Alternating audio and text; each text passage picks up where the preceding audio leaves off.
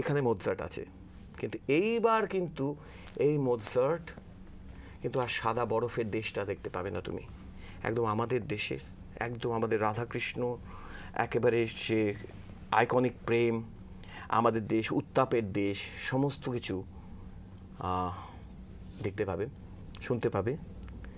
যদি নাম ধরে তারে ডাকো, সবুজ পাতারা সারা দেয়, বনে বনে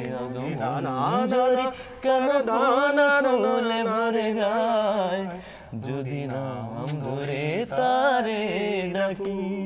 আমি যেটা সুকন্যা বলি যে যেরকম ভাবে তুই যখন আমাদের চাইল্ডে আভে মারিয়া কম্পোজ তুই গাইলি, তোর আভে মারিয়া মানে আমরা যখন ইউরোপিয়ান আভে মারিয়াটা করলাম, আমরা ওগুলো করবার পর তুমি খুব ক্লিয়ার একটা ব্রিফ দিয়েছিলে তখন তো যে একটা এশিয়ান টোন যে তুই এটা করলি,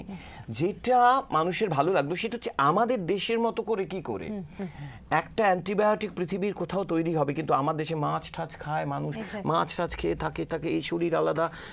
খর্বাকৃতি মানুষ, তাকে যদি জার্মান বা সেই অ্যান্টিবায়োটিকটা ডোজটা তো একটু অন্যরকম হতে হবে। ফলে যিনি ওইটাকে নিয়ে এসে যদি নাম ধরে তারে ডাকো এই শুটটা আবার মোৎসার্টকে নিয়ে করেন, তখন এটা অরিজিনাল কম্পোজার ইন্সপায়ার্ড হয়ে এটাও একটা অরিজিনাল কম্পোজিশন হয়ে যায়। এটাই সলিল চৌধুরীর জায়গা। আমি একটা গান বলছি, আমার ছোটবেলাটা অদ্ভুত ব্যাপার, আমার খুবই ছোটবেলায় তখন এই গানটা হচ্ছে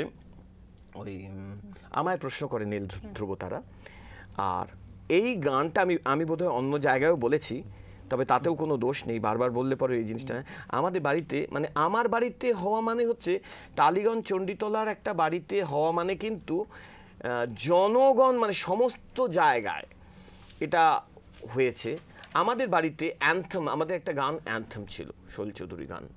আমি অনেক বড় মানে আমি বেশ বড় হয়ে জেনেছি ওটা সলিল চৌধুরী গান। মানে আমি খুব ছোটোবেলায় আমার ঠাকুমা গায়, আমার ঠাকুমা খুব ভালো গাইতেন, আমার ঠাকুমা গায়, আমার বাবা গায়, আমার বাবু কাকা গায়, আমার বড় কাকা গায়, মানে এরা সবাই, আমার ঠাকুমা গায়, এটা আমার তো মানে আমার মানে অবাক, এবং আমার বাবা গায়, সবাই একটা গান গায়, এই গানটা আমি পথ খুঁজি না গো পথ মোরে খোঁজে, মন যা বোঝে না বুঝে, না বুঝে তা বোঝে, আমি পথ খুঁজি না গো পথ মোরে খোঁজে, মন যা বোঝে না বোঝে, না বুঝে তা বোঝে, আমার চতুর পাশে সব কিছু যায় আসে, আমি শুধু তুষারের গতিহীন ধারা, গতিহীন ধারা, আমার